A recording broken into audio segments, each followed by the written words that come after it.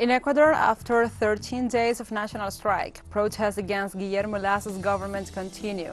This Saturday, the parliament debates the possible impeachment of the president. U.S. President Joe Biden signed a gun control bill into law amid the escalating scourge of gun violence in that country. In Ukraine, authorities of the self-proclaimed People's Republic of Lugansk reported the occupation of the Azov's chemical plant in the city of Severodonetsk.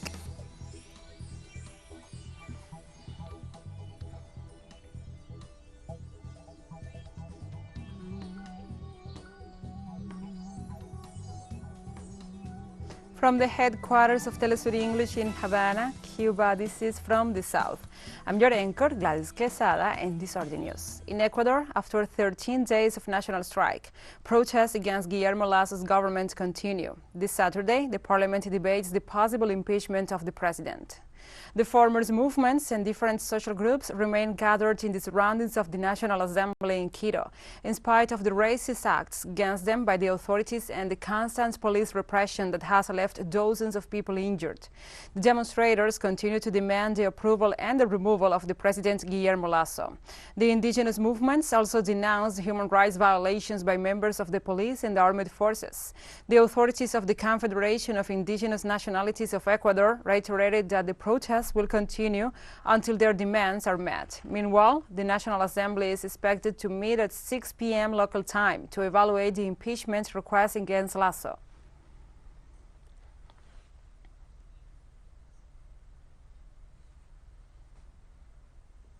In Ecuador, members of the Humanitarian and Human Rights International Mission denounced at press conference the capture of hundreds of people in the middle of the social mobilizations that have taken place in the country.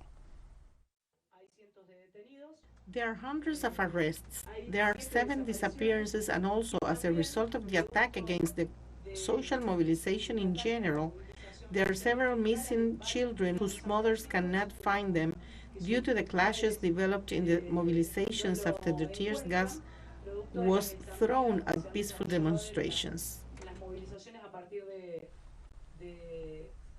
Leonidas Issa, the leader of the Confederation of Indigenous Nationalities of Ecuador, CONAIE, denies President Guillermo Lazo's claim that the protesters have attempted a coup d'etat. The people didn't come here to do what you're saying. We have come here with our 10 demands so we can bring peace home to our families. We're not going anywhere. We're here. We need to solve the most urgent problems of this country. President of the Republic. Instead of receiving the result, we have received an absolutely violent attack by the armed forces and the national police, an attack on all our organizational structures. In practice, what progress has been made has been nullified, President of a Republic. In the middle of the political crisis, Ecuador's National Assembly will evaluate on Saturday a request for impeachment against President Guillermo Lazo. Virgilio Saquicela, the president of the Ecuadorian parliament, summoned the legislators starting at 6 p.m. local time to analyze the impeachment request against President Lazo by request of at least 1/3 of the members of the National Assembly. In order to proceed with the request against President Lazo, 92 of the 137 possible votes are required in the Congress, in which opposition to the president has a majority. Should President Guillermo Lazo be removed from office, Ecuador's National Assembly Council will have to call for presidential and legislative elections within 7 days.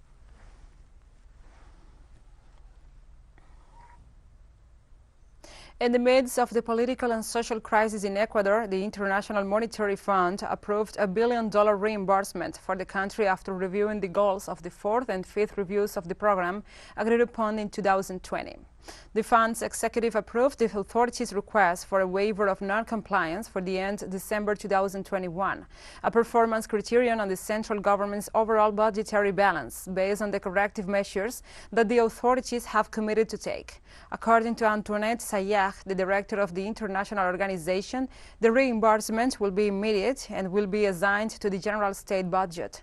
The extended facility agreement lasts 27 months and includes a total of 6.5 billion in credit, out of which only 700 million will be transferable after Friday's approval.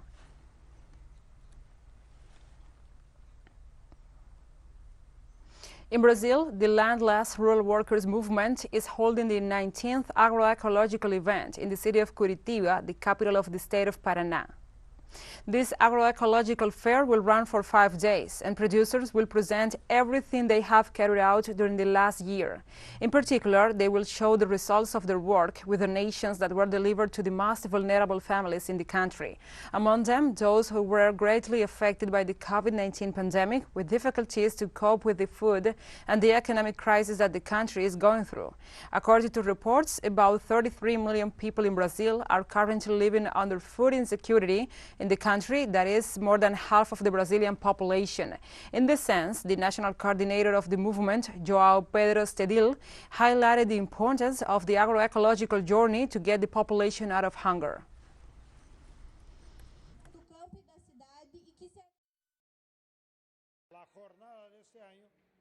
This year's event will have a much greater weight to raise awareness among the people of the city that only agrarian reforms and family farming can overcome the hunger of the Brazilian people. We'll take a short break now. Join us again after this.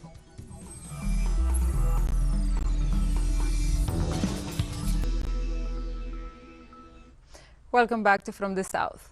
The government of Honduras freezed the fuel prices for 4 weeks to prevent the impact of public transportation and other services. According to the provisional manager of the National Electricity Company, Eric Tejada, the measure was taken by the mandate of the President Xiomara Castro. Tejada remarked that the government will lose some over $5 million, over $4 million on diesel, and little over $1 million on regular gasoline as a result of the current trends in the cost of fuel. With this measure, the price of 1 gallon of 3.8 liters of gasoline will remain at $5.18, and the price of diesel will remain at $5.10.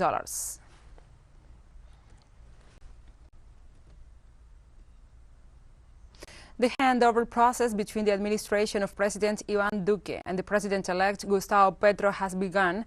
Academics point out that the President of the historical Pact coalition receives the country in a debt and an inflation that will continue to rise. From Bogotá, Viviana Bello tells us more about this issue.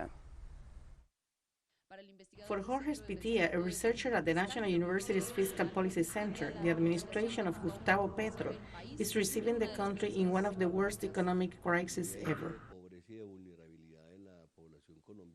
The level of poverty and vulnerability in the Colombian population, 73% in 2021, and with the inflation level that we are having, close to 30% in food.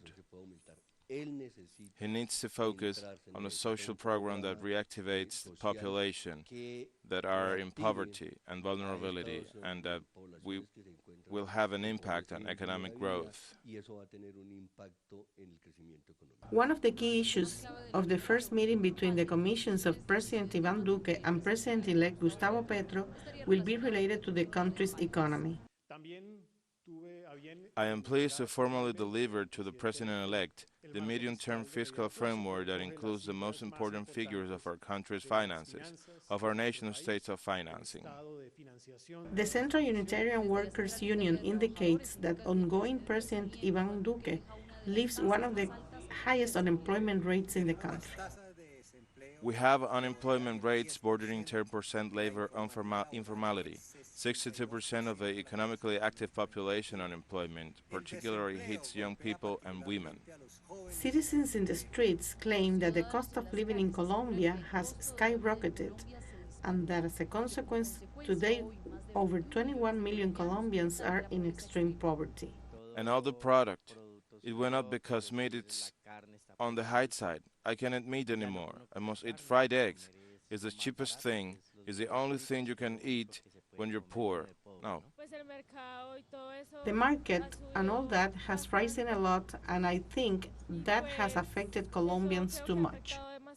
The truth is a little difficult because things are becoming more and more expensive. Next Wednesday, the Joint Commissions will meet again to discuss issues such as the Bogota subway, Hydrotuango, peace, and the hunger crisis. Viviana Bello, teleSUR Bogotá, Colombia.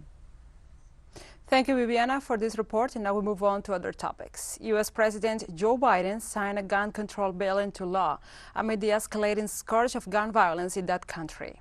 The document, signed by Biden, was approved by the upper house with a margin of 234 votes in favor and 119 against, by the Senate with some 65 votes in favor and some 33 against. The new Safer Communities Act will allocate an amount of $13 billion to combat gun control and security. This amount includes some $750 million in aid to implement and execute Red Alert and other intervention programs. The bill also improves record checks for firearms purchasers under 21 and limits firearms possession by convicted domestic abusers. The legislation comes in the wake of the wave of gun violence that has affected several cities in the United States in the last few weeks.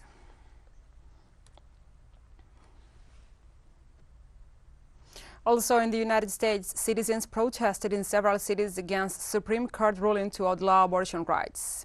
The main protest took place in the cities of Washington, D.C. and New York, where demonstrators chanted slogans against the court. Protesters have taken over landmarks across the country, including Philadelphia City Hall and the federal courthouse in Austin, Texas, to make their disagreement with the Supreme Court's decision known.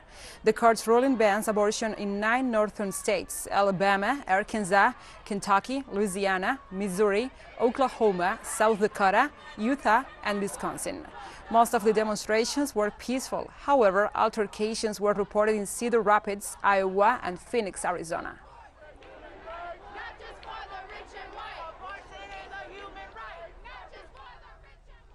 We have more news. Oslo's Saturday morning revealed the shocking scenario of a crime against the LGBTQI+ community. People in Oslo lay flowers and rainbow flags on the street where a deadly shooting took place in the early hours of Saturday in a gay club, a day prior to the Pride March, which has now been called off. 2 people were killed and 21 wounded after the shooting started around 1 a.m. in 3 locations in central Oslo. Police also arrested a suspect, a 42-year-old Norwegian man of Iranian descent.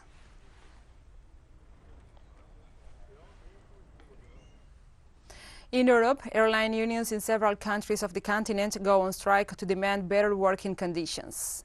As part of the cabin crew call, a total of some 2,700 workers will cease activities for 24-hour periods. The pilots based in Belgium began on Friday, June 24th, which will last until Sunday, June 26th. The measure was joined by unions in Italy, who will remain on strike throughout this Saturday.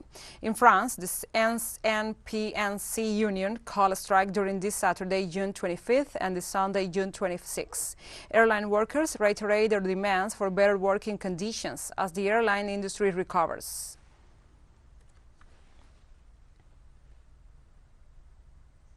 And the government of Spain approved an anti-crisis decree with a budget of more than 9 billion euros. During a press conference held at the Moncloa Palace on Saturday, the president of the Spanish government, Pedro Sánchez, announced that the approval of the decree seeks to alleviate the effects of the energy crisis caused by the conflict in Ukraine. Sánchez pointed out that the situation in Ukraine has caused uncertainty for the European and the Spanish economy, which led to the adoption of additional measures. The new aid package will be enforced until December 31st and includes the lowering of the value-added tax, the VAT, on electricity bills from 10% to 5%, and other fiscal measures to lower taxes in the region.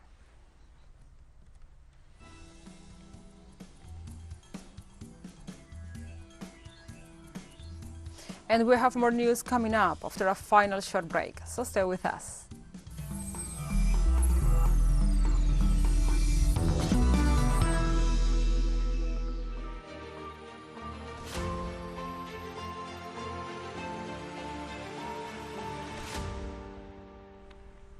Welcome back to From the South.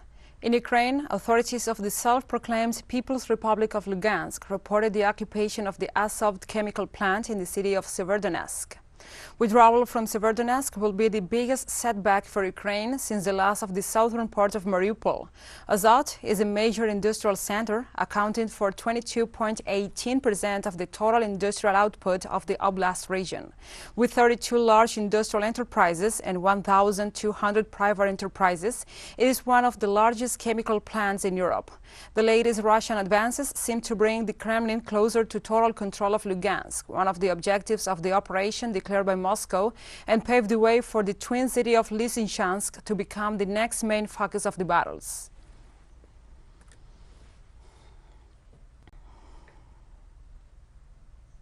In Russia, the Ministry of Defense reported the neutralization of about 80 Polish mercenaries and enemy weapon systems operating in the Donbas.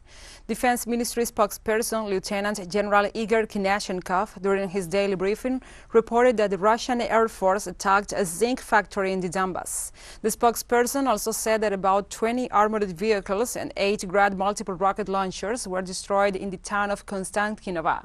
Konashenkov also said that other strikes were carried out in other areas of the region, immobilizing artillery pieces, drones, and military personnel. The Russian defense spokesperson also noted that the nation's forces intercepted a Tokshayu ballistic missile in the air near the town of Moldovan in southern Ukraine.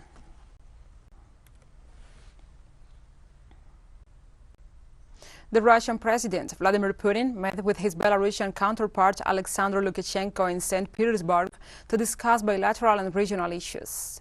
During the meeting, President Putin assured his counterpart that the country and the security of all the members of the Collective Security Treaty Organization must be ensured.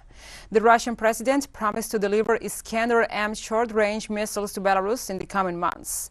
He also warned that there are hundreds of tactical nuclear warheads in Europe, mostly nuclear bombs, and that they have about 257 aircraft abroad. In that sense, Russia proposed Belarus to modernize its Sukhoi 25th planes and to ready its pilots.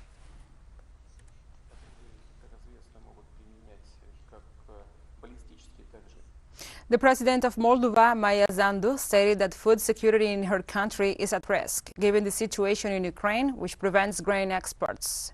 The president pointed out that this causes an increase in the prices of the international market and leads to food shortages, a situation for which Kiev and its allies blame Russia.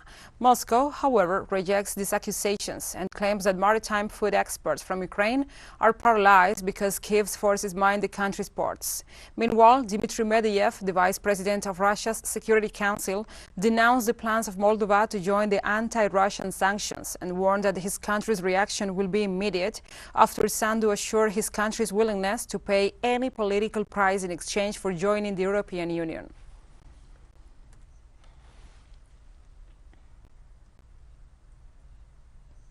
In Palestine, the level of Israeli settlement construction in the occupied West Bank increased 62% since June 2021, when the government alliance led by Naftali Bennett came to power. The non-governmental peace organization, currently run by Israeli former military personnel, denounced that although the coalition promised to keep the status quo in matters related to the occupation, 1 year later, it not only continues with the strategies of the former ultra-right-wing Prime Minister Benjamin Netanyahu, but it deepens them. In this regard, they reported that during 2021, the executive announced the plans to build 7,292 housing units in the West Bank and East Jerusalem, compared to an annual average of 5,784 during Netanyahu era from 2012 to 2020. According to the organization, denounced these plans as harming the development and the territorial preservation of the future Palestinian state.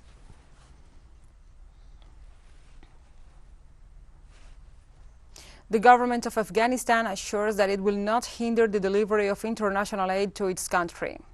After several countries and the organizations announced the shipment and loading of trucks and planes with aid for the victims of the earthquake in Afghanistan that left more than 1,000 dead and thousands displaced, the national government announced that it will not interfere in the operations of the United Nations and international non-governmental organizations. Also, senior Taliban government officials assured that the organizations providing support to the country will have the power to distribute the humanitarian aid they bring to that nation themselves, while assuring that they will have the support of the forces of order.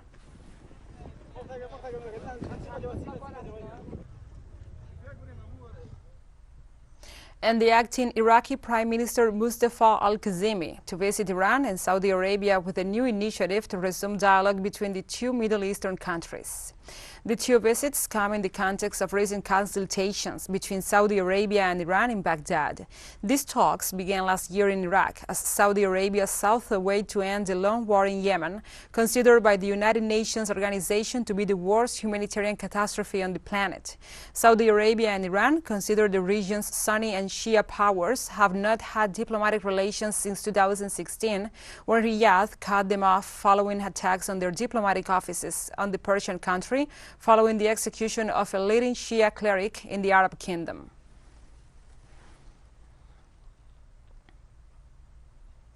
In Mali, nearly 60 extremists, mostly for the Ansar ad-Din group, were neutralized during police operations in several regions of the country. According to the Ministry of Defense, as part of these operations, 2 observation posts were destroyed in the center of that nation belonging to the group, which is considered a splinter of the Al-Qaeda terrorist network, and among those eliminated were 5 of its leaders. The authorities took advantage of the security operation to distribute 177 tons of food in the region of Farabogo, to escort 150 trucks with humanitarian aid in Labezanga in the east, and to deliver 10 tons of supplies to the southern town of Pilazagu. On Thursday, extremists attacked a column of the United Nations Multilateral Mission for Mali and caused 8 injuries among the members of the organization, created in April 2013 and which now has 12,266 uniformed personnel from various states.